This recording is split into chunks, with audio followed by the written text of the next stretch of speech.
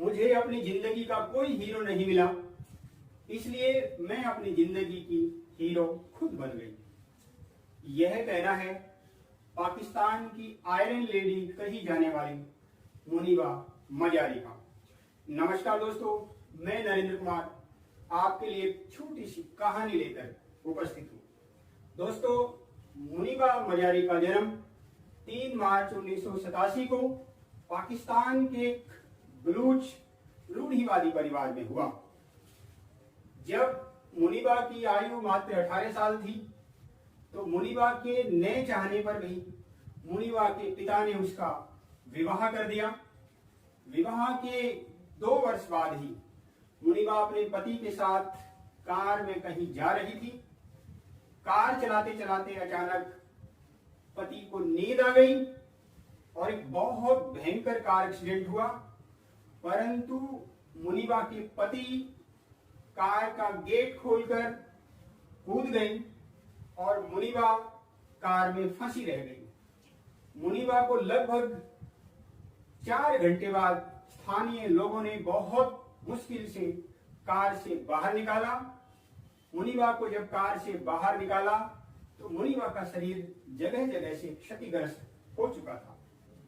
मुनीबा को हॉस्पिटल ले जाया गया और मुनीबा को बताया गया कि तुम्हारी स्पाइनल कॉर्ड भी बुरी तरह से क्षतिग्रस्त हो चुकी है, तुम्हारे कंधों और कलाई पर बहुत चोट है और तुम्हारे शरीर का निचला हिस्सा भी बुरी तरह से क्षतिग्रस्त हो चुका है।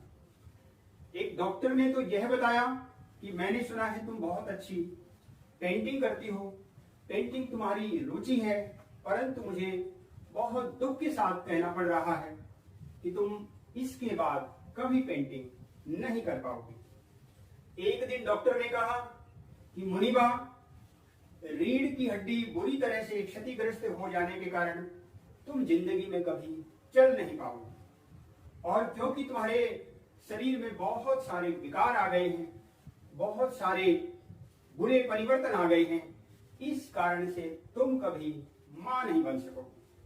ये सब सुनकर मुनीबा की हिम्मत टूट गई, परंतु मुनीबा ने विश्वास किया कि मैं अपने डरों को हरा कर रहूंगी। मुनीबा ने अपने भाइयों से कहकर पेंटिंग का कुछ सामान मंगवाया और हॉस्पिटल में रहते रहते ही मुनीबा ने पेंटिंग का काम शुरू किया। मुनीबा की पेंटिंग को जिसने भी देखा उसी ने सराहा, परंतु उस पेंटिंग के पीछे मुनीबा के दर्द को कोई नहीं जान पाया। मुनीबा ने, डॉक्टरों ने जो कहा था अब तुम कभी पेंटिंग नहीं कर पाओगी, मुनीबा ने डॉक्टरों की इस बात को झूठा साबित किया।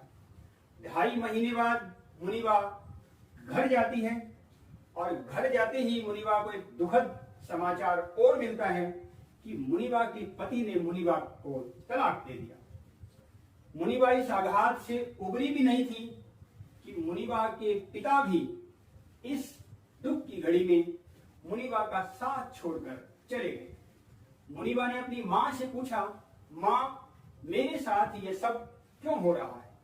मुनीबा की मां ने कहा कि बेटी, इतना सब कुछ होने के बावजूद तुम जिंदा हो तो जरूर अल्लाह ताला तुम्हारे लिए कुछ विशेष चाहता है। मुनीबा लगभग 2 वर्षों तक बेड पर रही।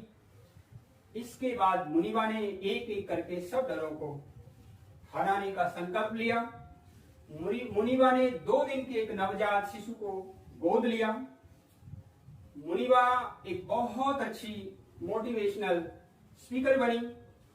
मुनीबा पूरे विश्व में व्हील चेयर पर मॉडलिंग करने वाली विश्व की पहली महिला बनी।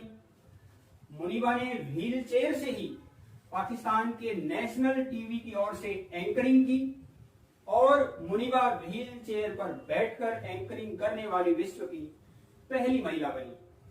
मुनीबा को पाकिस्तान की ओर से संयुक्त राष्ट्र संघ में वुमेन गुडविल के लिए राजदूत बनाया गया।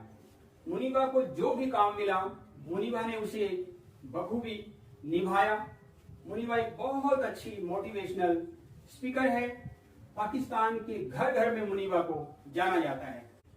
मुनीबा को सन 2015 में बीबीसी ने विश्व की 100 शक्तिशाली महिलाओं में स्थान दिया और सन 2016 में विश्व की प्रतिष्ठित पत्रिका फोर्ब्स ने 30 साल से कम 30 महिलाओं में मुनीबा मजारी को स्थान दिया।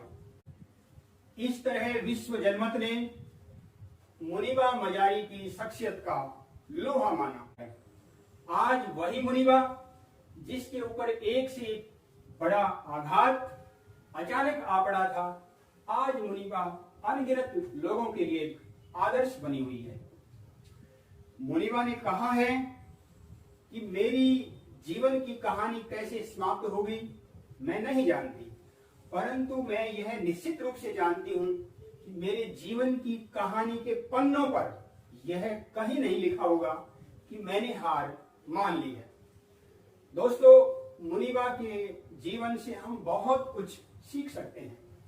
हमें बुरी से बुरी घड़ी में भी हिम्मत नहीं हारनी चाहिए।